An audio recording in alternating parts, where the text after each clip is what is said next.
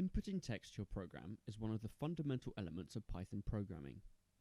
We use a function called input in Python to be able to take in text to our program. In most cases, we want to assign the input to a variable. For this example, we will use a variable called city. As with all variables, we will assign it with an equals.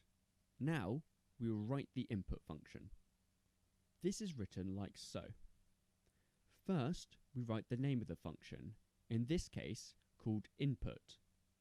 Then, we open up and close our brackets. For an input, we might want to print something out to prompt the user of our program for an input. To do this, much like a print function, inside the brackets, we can type what we want to print.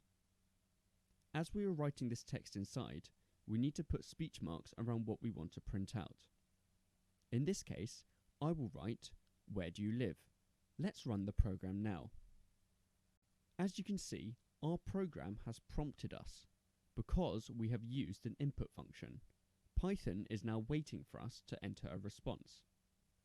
By default, any text written in is stored as a string data type. I'm going to type in Oxford. Because we haven't done anything afterwards, the program has now ended. If we go back to our code, I'm going to add a print function to print out our newly assigned variable.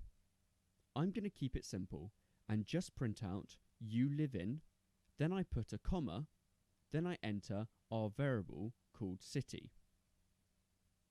If I run the program again, I've been prompted due to the input statement.